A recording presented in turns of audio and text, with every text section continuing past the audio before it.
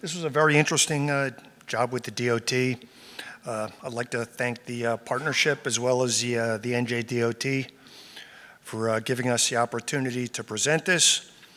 This bridge is located in, if you're familiar with New Jersey, I'd say central Jersey along the coast.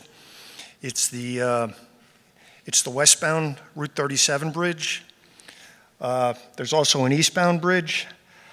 This bridge goes from Toms River to Seaside Heights, heavily used in the summertime. What we're going to do is we're going to talk about we're going to get into preliminary engineering. We're going to talk about the final design. And then we're going to also talk about the construction and a lot of the theory that went behind this.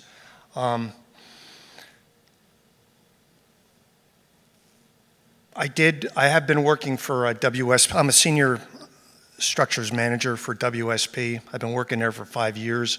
I did work for, as a lot of you know, I worked for the NJDOT for 35 years. I came up through the bridge division.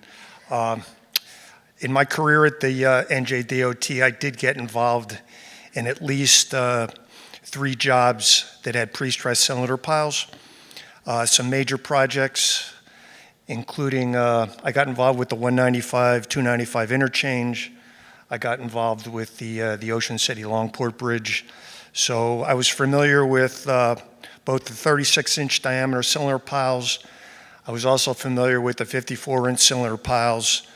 Not only design and construction, but we also got involved in a number of piles that we had to put grout jackets on. Anybody that's familiar with cylinder piles will tell you that those piles aren't meant to be muscled into position. Generally speaking, it should be a combination of methods, but generally they're to be jetted into position and then set. If cylinder piles are overstressed or overdriven, you end up with some vertical cracks, which you'll see on this job. And over time, those cracks tend to increase in size, and depending on where they're located, you could end up with water infiltration and some other problems. When I was at WSP, I got involved in an emergency repair through operations, which had to do with a cylinder pile on one of the jobs that I was actually project manager on years ago. And that particular pile had filled in with water, and there was some other material on the inside of the pile. And that material ended up expanding, and it actually split the pile in half. So with that experience on that project, what ended up happening is the DOT did an inventory of all their existing bridges with cylinder piles. And lo and behold, this was one of them. This bridge right here, the Tunney Bridge, was built between 1970 and 1972. To the best of my knowledge, I believe it was the first cylinder pile bridge that was built by NJDOT. The piles were made at Bayshore. Most of them generally are in this particular area. So with that, I'm going to get into the presentation.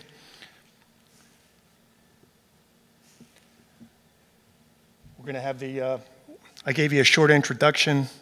We're also going to go into the non-destructive testing we did.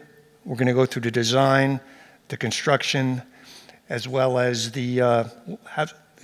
some of the conclusions that we.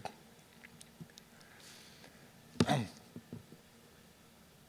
do you make the screen change?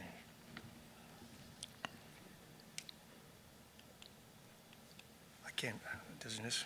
Oh, This isn't going. Todd, where's Todd? Let's see, just use the, Does that do both? oh, jeez.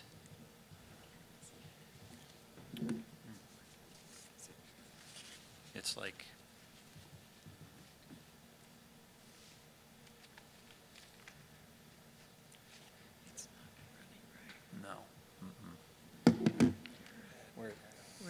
Go.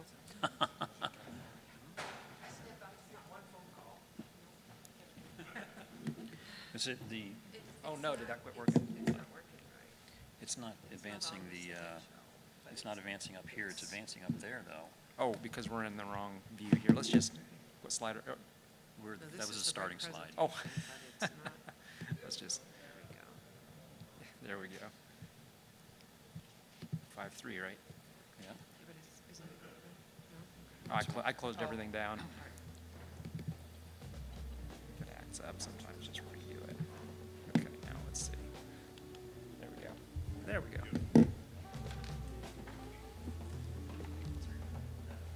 And I thought it was me.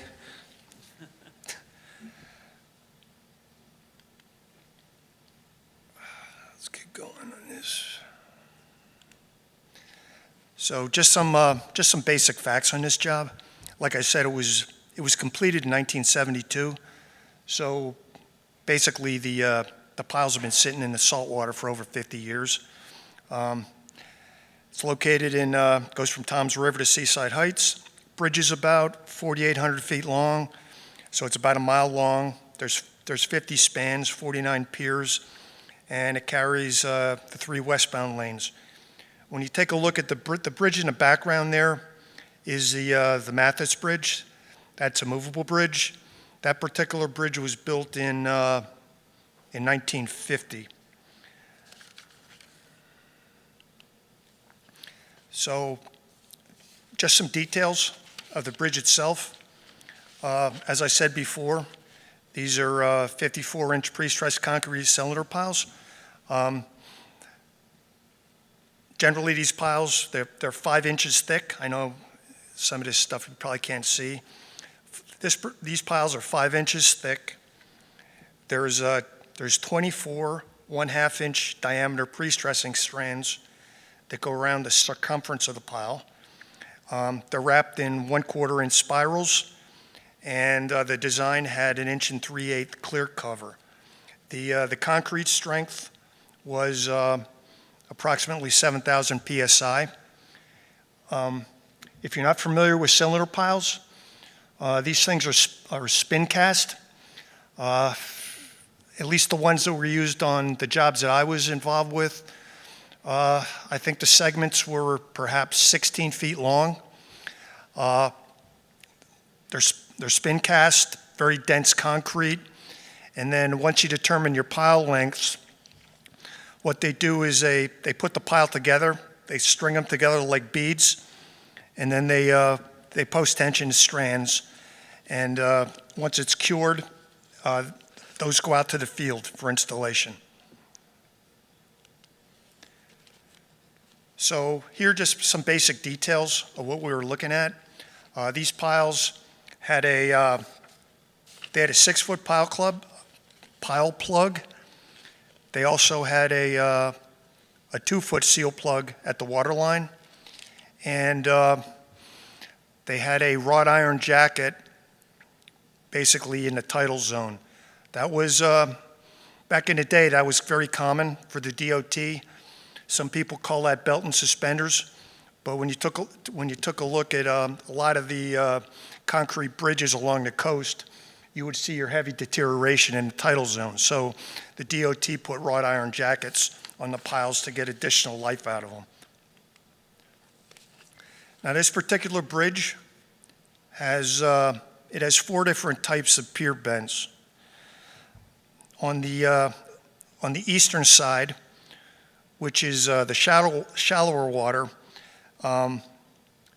fact is from piers 2 to 26, the pile configuration is would be in the lower left-hand corner.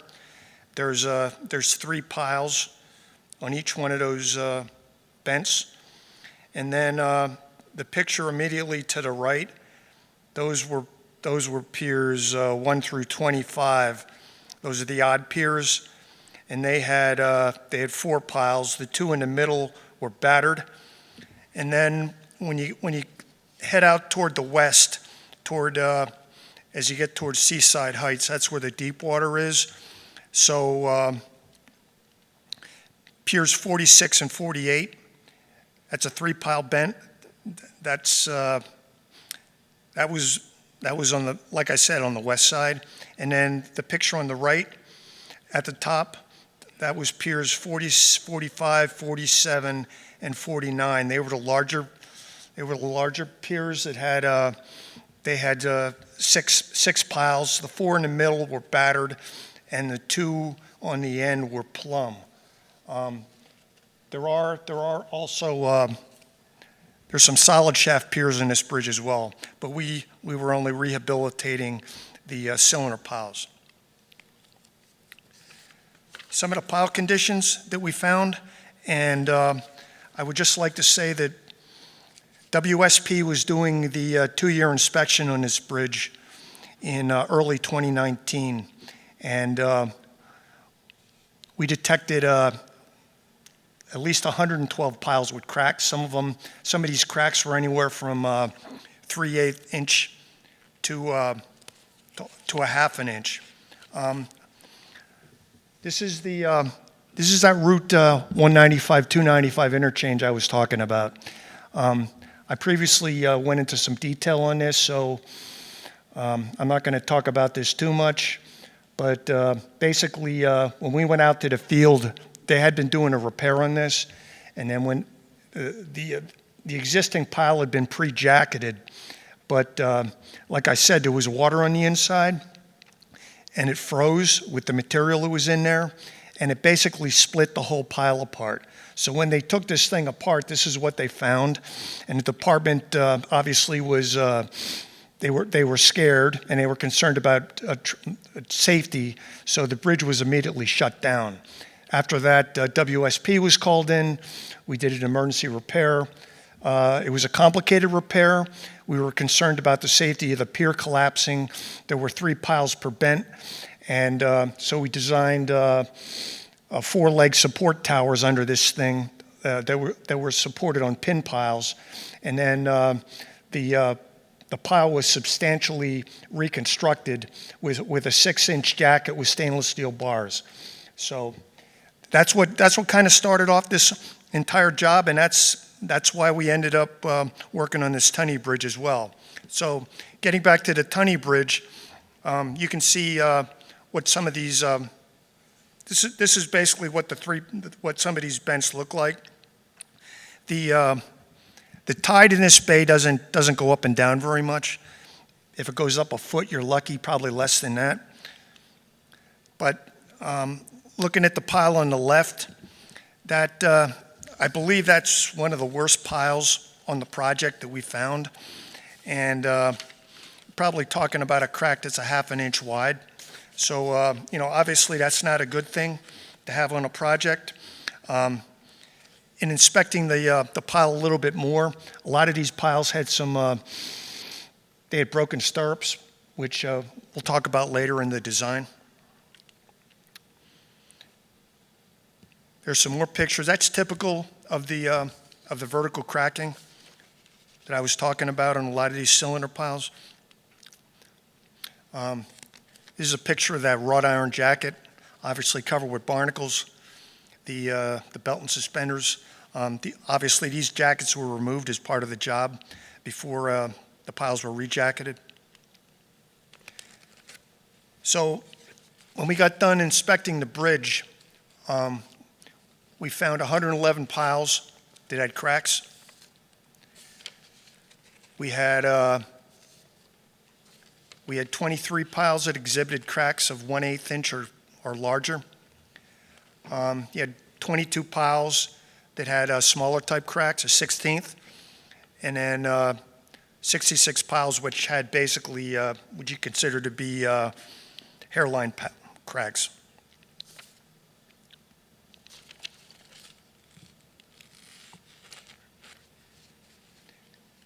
We also did underwater inspection as part of the design. It was performed at 34 piles.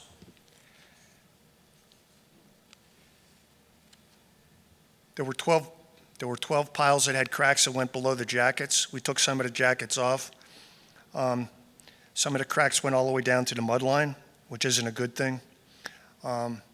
there was severe corrosion of reinforcement steel that could be seen.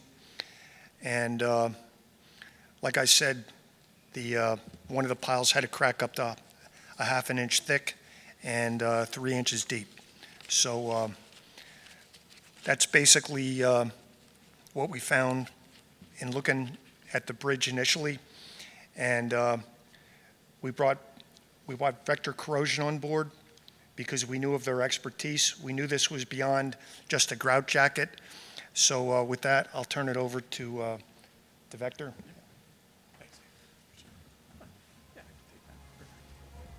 So, yeah, can everyone hear me okay? Great.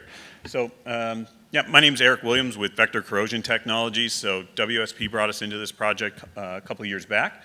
And there was a number of non-destructive testing techniques that we went in and performed on the piles. Don't have time to go over each one of them here, but I think the main takeaway is there's a lot of different tools that are out there to find out what's happening within your structure when you're going through challenges. So here's a couple list of a couple of them. Some you may be familiar with, some not.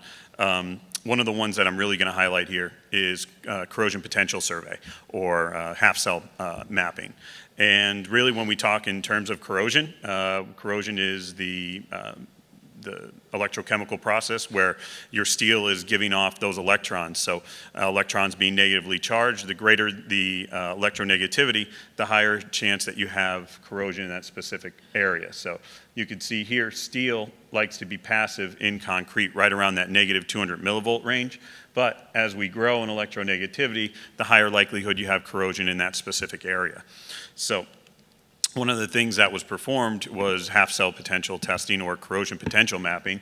And you can see here that on each of the piles, it gives you a really good indication of not only the severity of the corrosion, that's always a good thing, or the severity of the probability of corrosion, but also where it's highlighted to, whether it might be around the entire circumference or how high on the pile that the corrosive activity is going to be happening. So this, again, it's not just one thing that's going to tell us everything that we need to know, but using a tool like this and layering it throughout the project with some of the other non-destructive testing methods really goes a long way in not only pinpointing the problems, but coming up with the proper solution to identify to solve those problems.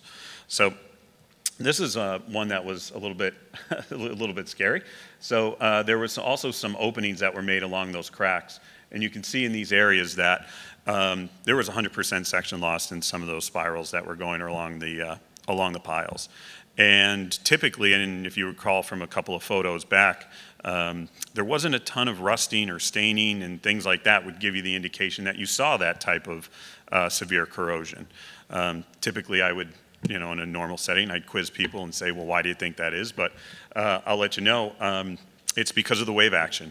So you think about it, that water's coming in and out and the tidal areas coming in and out all the time.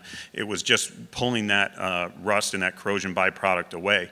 So you were getting all the effects of the corrosive activity, but you weren't getting the traditional spalling and delamination and rusting and staining that you typically see when you have corrosion activity this bad. So when we did the openings and found out, obviously you can see here on the screen, severe section loss of the steel. I think we, just touched on that. The delaminations didn't occur to the cracks being present. Obviously Dave touched on that a little bit. Due to some overdriving, those cracks were probably there for quite some time. And I think the biggest thing that a lot of us already know as well is once you have cracks within your steel reinforced concrete, it just allows an immediate pathway to get in there and accelerate that corrosion problem. So the large vertical cracks, the horizontal spirals, most likely completely corroded, kind of giving us an idea from not only the testing but the openings. And really we just knew that there was, something had to be done beyond some of the traditional things that happens when we do these types of, this type of repair.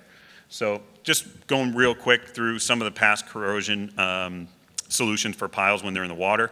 Obviously for steel piles, coatings and things like that were used.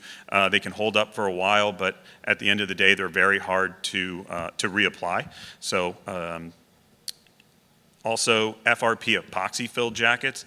This is where you're putting some type of stay-in-place form around the pile itself and then filling it with an epoxy-based grout, which has worked and people have used it throughout many types of repairs.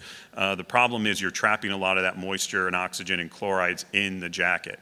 And yes, you will slow the corrosion rate down, but you're not going to stop it completely. So you still have some corrosion effects going on underneath that jacket.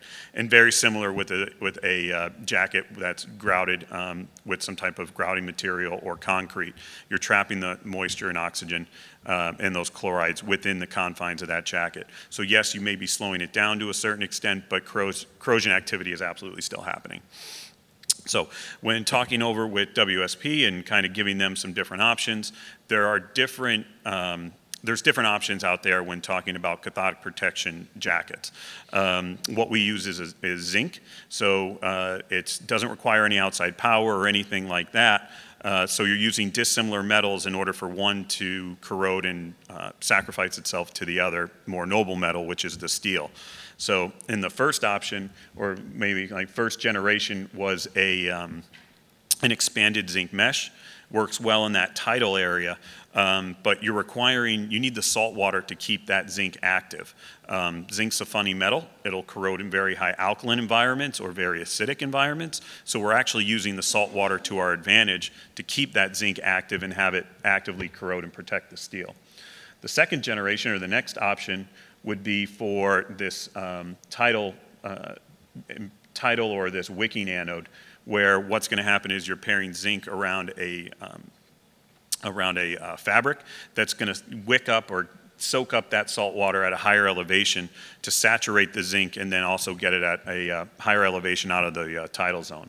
And then last but certainly not least was a alkali activated, which where it doesn't require any salt water at all. What you're using is a high alkaline mortar that's going to keep that zinc active to make sure that it's protected. So there's a number of different options that are out there, and it's just depending on your situation of what might work best for your structure. So, but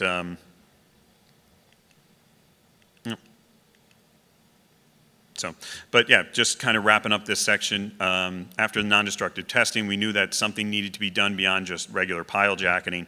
And then when looking at options, it's going through and saying, okay, what exposure zones do we have? Are we out of the water, in the water? What kind of water are we in? Even if it's fresh or brackish water, we have to take those things into an account.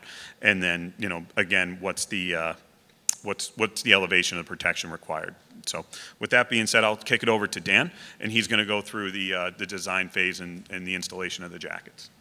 There you go. Thanks, buddy. Switch. Yep, that one and then the red button. All right, thanks, Eric. I'm Dan Usher. I'm with WSP, and I'll be talking about some of the design details for the pile repairs. So the recommendation for this project was to install galvanic cathodic protection jackets on the crack piles, and these jackets can range in thickness from anywhere from 2 to 4 inches and supplement any additional reinforcement as necessary.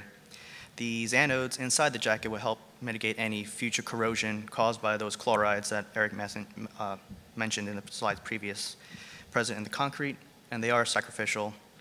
And then the jacket material itself prevents any further ingress of chloride into the pile.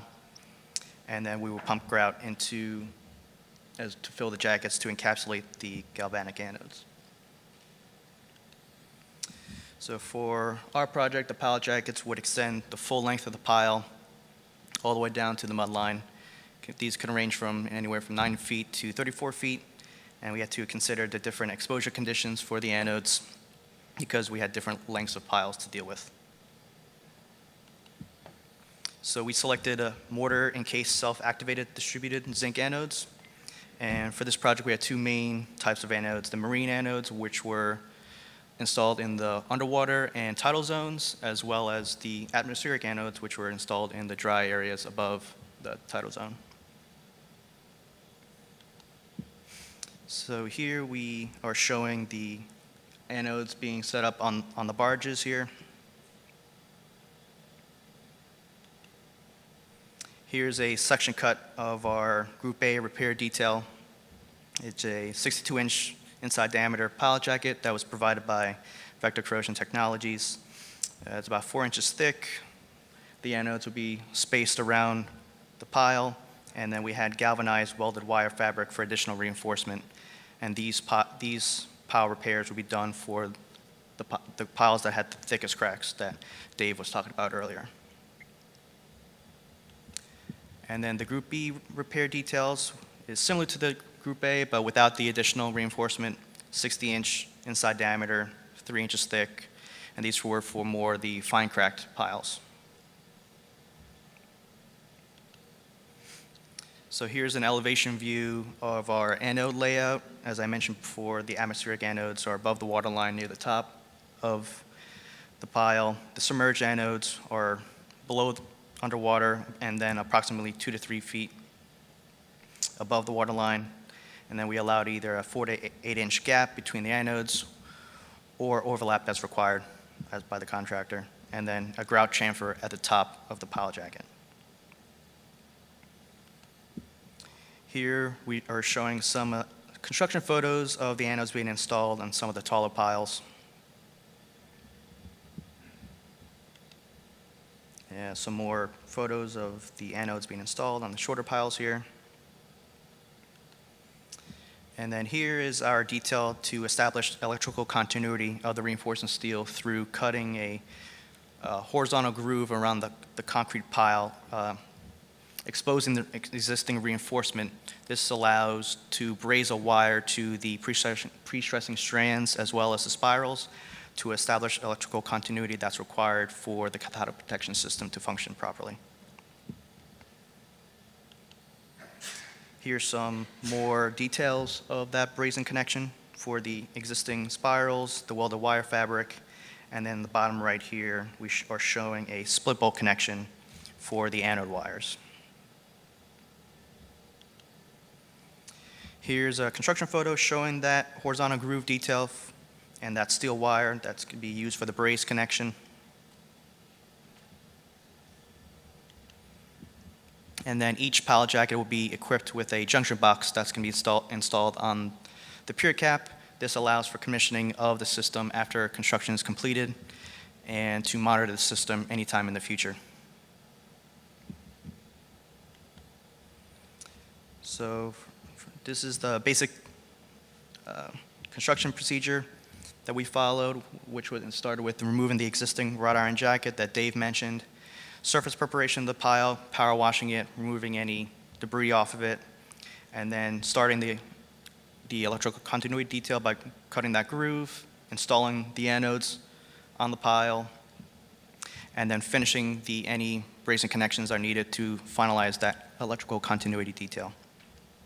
Then we would install the stay-in-place forms, be it a PVC formwork or FRP, and then we would pump underwater grout to fill the void between the original pile and the jacket formwork to encapsulate the anodes, and then installing a grout chamfer at the top of the pile jacket.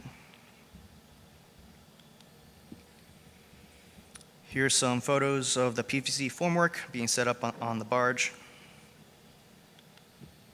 Here's some of the final product of the PVC jackets installed.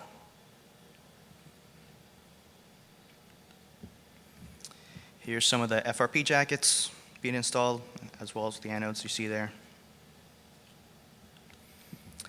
And then the FRP jackets, the final product, and you can see the junction boxes installed on the pier caps there.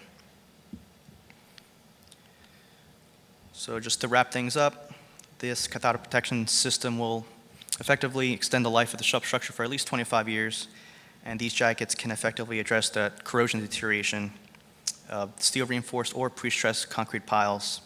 And just some recommendations is to consistently inspect those pile jackets as well as monitor those junction boxes to make sure that the system is functioning properly.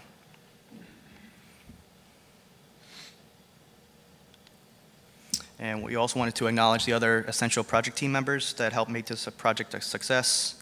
Rishi at WSP, Gerald, Tom, and Ulysses at NJDOT, Brian and Natalia at VCS Engineering, and then our contractor, Mount Construction.